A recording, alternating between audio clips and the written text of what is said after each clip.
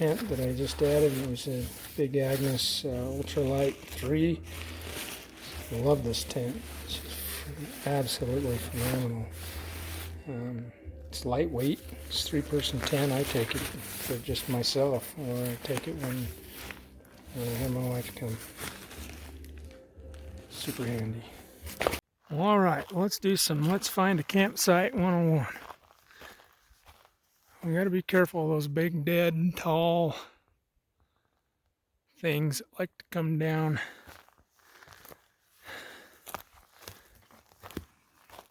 with a little bit of wind, or because they're rotted out or whatever.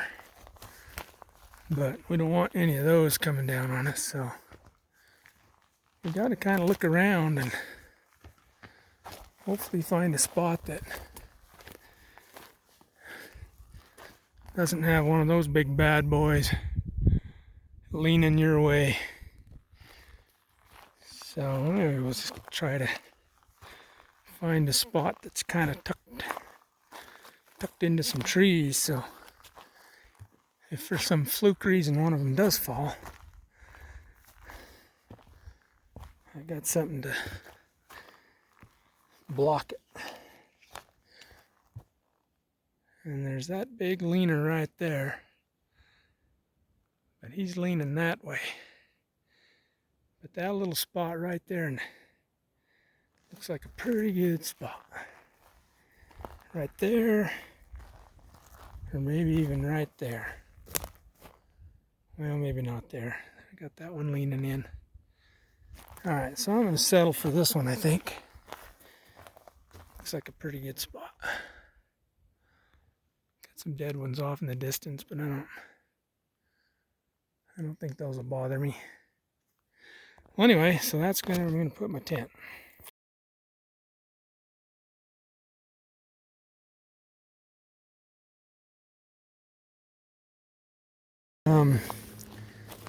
This is the Big Agnes tent that I've been using this season. It's a really good tent. It's got the ground fly that fits the tent exact, so you can use the poles in the ground fly and just the rain fly if you don't need the net part in the tub. I just use the tub every time anyway, but everything's color coded. So, you know, the orange poles go in the orange corners, and then the black ones go in the kind of purplish corners. And then those just snap on like that. And the rain fly is the same way. The rain fly has the colored ends, so you know what goes where. So I threw the rain fly over the top. Haven't done anything yet because there's a tricky part to this tent. Right here on the vestibule door is this little strap thingy, bopper here. And it hooks over that pole right there. And then you got to go around the other side. And under this vestibule, you got the same thing. Right there. And you stretch it over. Pause. Unpause. I took two hands to stretch that across. You can see it's pretty taut. And then the rest of this, like I said before, comes on down to color-coded corners. You just snap in there like that.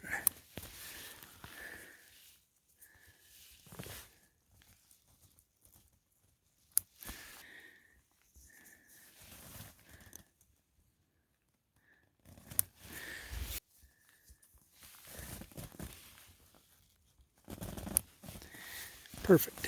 All right. So the rest of the stakes you use to tie up the rain fly in the vestibule. So, find out which way the door opens. It looks like the door opens on that side.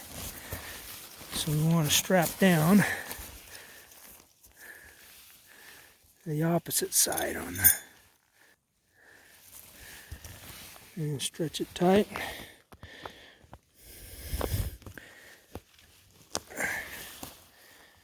Press it in there like that.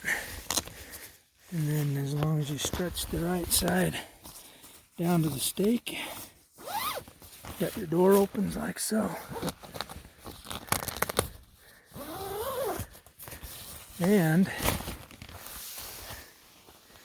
it opens up on the right side. So do that all the way around and we're done. And then, so you got the stake on the ends right there, the other vestibule, the other stake right there, and that pulls the rainfly away from the tub floor so you don't get, any chance of rain getting in there. But anyway, that tent's been great.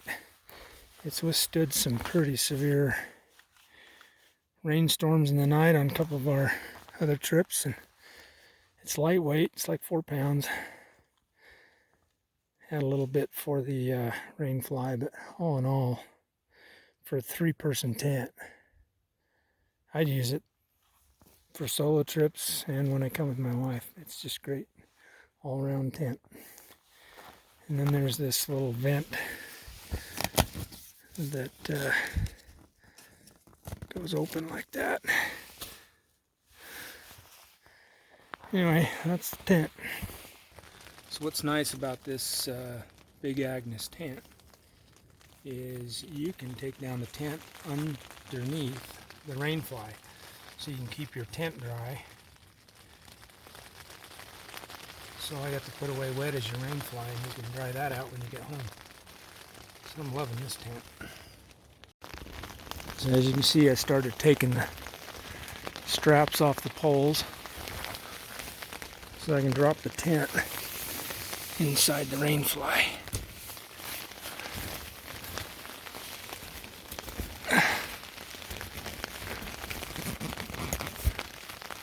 Everything else is inside the vestibule staying dry.